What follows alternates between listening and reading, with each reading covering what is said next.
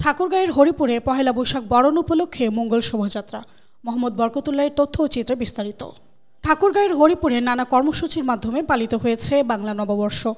বৈশাখ আর বাঙালি মিলেমিশে একাকার বাংলায়, তাই পহেলা বৈশাখ নিয়ে উচ্ছ্বাসের যেন শেষ নেই বাঙালির। বাংলা নববর্ষের প্রথম দিন বলে কথা। এদিন নানা আয়োজনে বর্ষবরণ হয়ে থাকে হরিপুরে। ভোরের নতুন সূর্য ওঠার মধ্য দিয়ে 1431 বঙ্গাব্দের প্রথম প্রভাতে শুরু হবে বর্ষবরণ।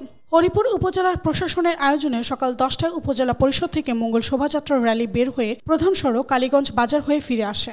আর এ সময় অংশগ্রহণ করেন উপজেলা নির্বাহী অফিসার আরিফুজ্জামান, উপজেলা পরিষদ চেয়ারম্যান ও আওয়ামী লীগের সভাপতি জিয়াউর হাসান মুকুল, উপজেলা আওয়ামী সাধারণ সম্পাদক SM আলমগীর, থানা অফিসার ইনচার্জ আব্দুল লতিফ শেখ, বীর মুক্তিযোদ্ধা নগেন কুমার পাল, মহিলা vice chairman Motahara Parvin, Haripur press ক্লাবের সাধারণ সম্পাদক MA রশিদ, সুজন, বরকত সহ উপজেলার বিভিন্ন সংগঠনের সদস্য ও বিভিন্ন শিক্ষা প্রতিষ্ঠানের শিক্ষক ও ছাত্রছাত্রীগণ।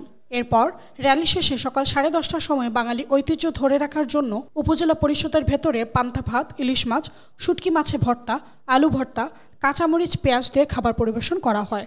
এরপর আলোচনা সভা, পুরস্কার বিতরণী ও সংস্কৃতি অনুষ্ঠানের আয়োজন করা হয়।